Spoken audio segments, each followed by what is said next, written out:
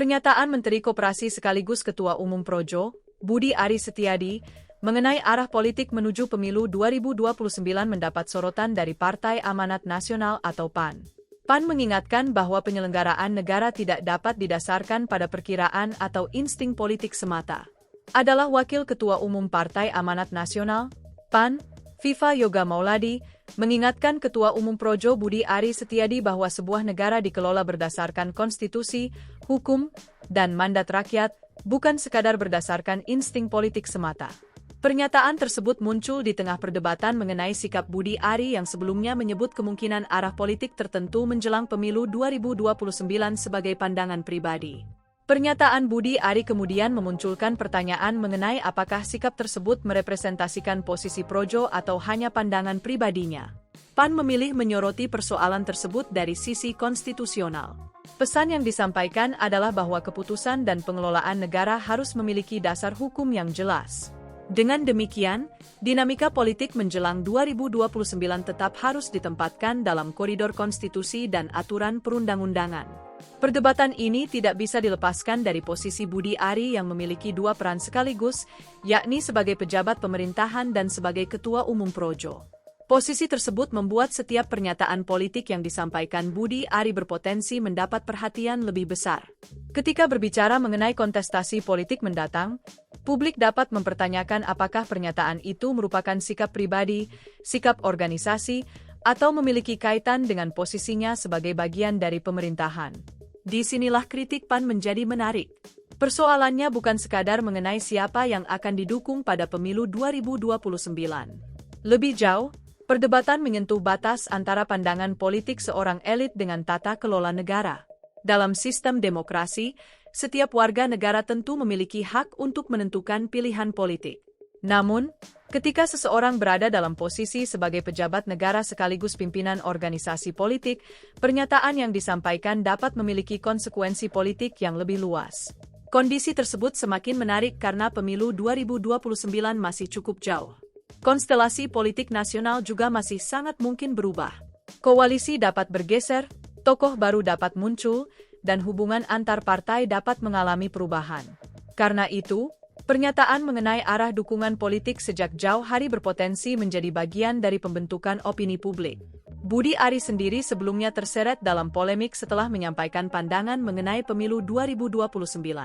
Pernyataan tersebut kemudian dikaitkan dengan hubungan politik antara Presiden Prabowo Subianto, Presiden ke-7 RI Joko Widodo, serta kelompok pendukung Jokowi. Situasi ini menjadi sensitif karena hubungan politik antara Prabowo dan Jokowi juga masih menjadi perhatian publik. Jokowi sebelumnya mendukung Prabowo dalam Pilpres 2024. Setelah pergantian pemerintahan, Prabowo kemudian menjadi Presiden RI dan sejumlah tokoh yang sebelumnya berada dalam lingkaran pemerintahan Jokowi tetap memiliki posisi penting. Budi Ari merupakan salah satu figur yang berada dalam dinamika tersebut. Ia sebelumnya dikenal sebagai salah satu pendukung utama Jokowi melalui Projo. Namun, dalam pemerintahan Prabowo, Budi Ari juga mendapatkan posisi sebagai Menteri Koperasi. Posisi politik tersebut membuat pernyataan Budi Ari mengenai masa depan politik nasional menjadi lebih mudah mendapat sorotan. PAN kemudian mengingatkan agar perdebatan politik tidak mengesampingkan prinsip-prinsip konstitusional. Dalam konteks demokrasi Indonesia, pergantian kekuasaan memiliki mekanisme yang sudah ditentukan. Pemilihan presiden dilaksanakan melalui pemilu, sementara pencalonan dan dukungan politik berjalan berdasarkan ketentuan hukum serta keputusan partai politik dan koalisi.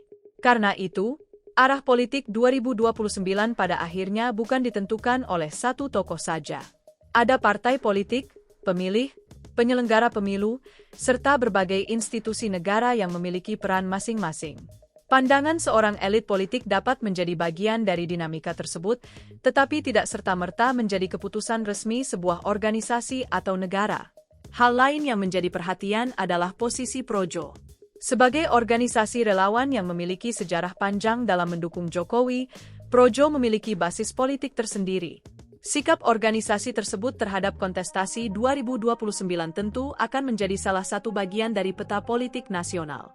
Namun, Jika pernyataan yang disampaikan merupakan sikap pribadi, maka perlu dibedakan dengan keputusan resmi organisasi. Perbedaan antara sikap pribadi dan sikap organisasi menjadi penting agar publik tidak salah memahami posisi sebuah kelompok politik. Apalagi menjelang 2029, berbagai pernyataan elit akan dengan mudah berkembang menjadi spekulasi mengenai koalisi dan calon presiden. Situasi politik Indonesia memang sudah mulai memasuki fase pembentukan positioning. Partai-partai politik mulai membaca peluang, membangun komunikasi, dan mempertimbangkan figur yang memiliki potensi elektoral. Tetapi dinamika tersebut tetap berada dalam proses yang panjang. Belum ada yang dapat memastikan bagaimana peta politik pada 2029 nantinya. Karena itu, kritik PAN terhadap Budi Ari juga dapat dibaca sebagai pengingat bahwa politik harus tetap berjalan dalam koridor hukum. Negara memiliki aturan dasar yang mengatur bagaimana kekuasaan diperoleh dan dijalankan. Konstitusi menjadi fondasi utama dalam proses tersebut. Sementara itu, insting politik dapat menjadi bagian dari strategi seorang politisi. Namun, insting politik tidak dapat menggantikan aturan hukum ketika berbicara mengenai penyelenggaraan negara. Perdebatan ini menunjukkan bahwa semakin dekatnya pembahasan mengenai pemilu 2029 akan semakin memperbesar perhatian terhadap setiap pernyataan elit. Apalagi ketika pernyataan tersebut datang dari seorang pejabat negara sekaligus pimpinan organisasi politik. Publik akan terus mempertanyakan, apakah sebuah pernyataan merupakan pandangan pribadi, keputusan organisasi, atau bagian dari strategi politik yang lebih besar. Untuk saat ini, PAN memilih menekankan pentingnya konstitusi sebagai pijakan. Sementara dinamika politik menuju pemilu 2029 masih akan terus berkembang. Siapa yang akan berkoalisi, siapa yang akan maju, dan siapa yang akhirnya mendapatkan dukungan rakyat masih menjadi pertanyaan terbuka.